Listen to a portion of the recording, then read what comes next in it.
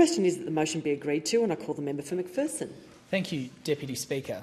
Deputy Speaker, I rise to speak to this motion in relation to TAFE, and I say at the outset that I have a fantastic TAFE in Robina in my electorate, and I've had the opportunity, both prior to being elected and also post my election, to engage directly with not only the staff there but also the students. And it's an impressive facility, and people on the southern Gold Coast have the opportunity to access that and to further their knowledge, and then in turn contribute to our community, not only on the Gold Coast but around the state and country as well. Deputy Speaker, I support TAFE. I support apprentices, and I support Queenslanders getting real skills. But there's one point of difference that I will make from the contribution of the member for Leichhardt, and that is he referred to the fact that the government has signed, sealed and delivered TAFE.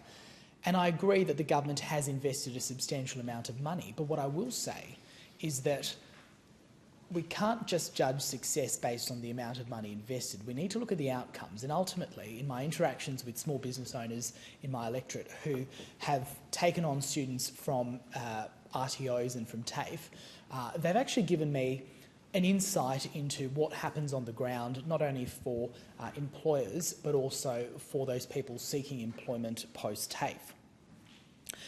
And what we should make sure we distinguish is the difference between what the government's doing, which is celebrating the first day of the class, as opposed to celebrating graduation day. Because, Deputy Speaker, a queue at TAFE isn't a workforce, a course started is not a house built, a press release is not a plumber, and a media conference does not wire a new home. The government says that there's almost 135,000 Queensland free TAFE enrolments. But the question that we actually need to ask, and the question that the government is not asking, is how many are completed, how many drop out, how many are earning a wage. And I speak to an example in Robina in my electorate, and I engaged with a local RTO that does barbering. Fantastic RTO, and the students who are taking up barbering there are doing a really impressive job.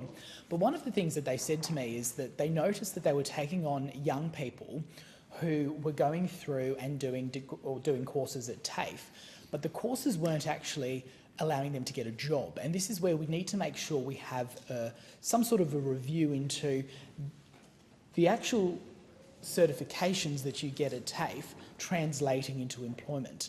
And so what students were doing is they were being, attracted to certain courses, but then on the other end having to take on additional courses and further study in order to be employable.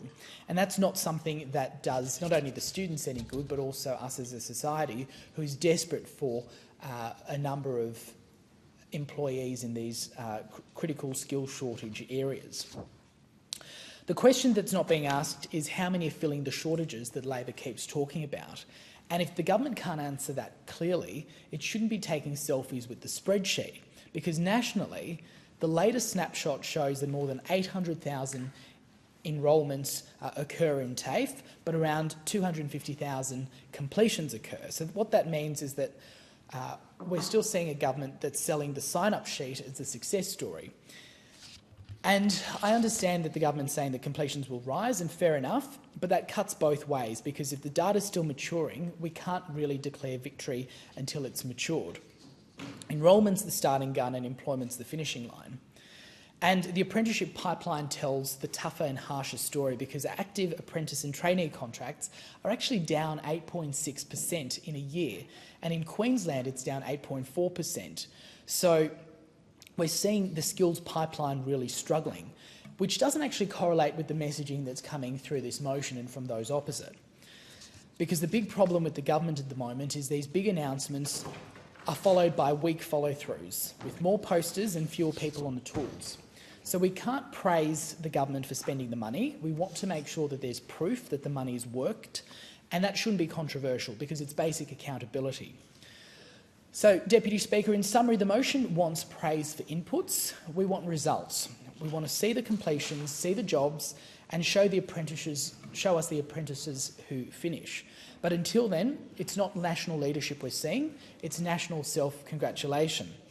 Labor can applaud enrolments. The coalition will back completions, jobs and apprentices, because that's what actually builds our country.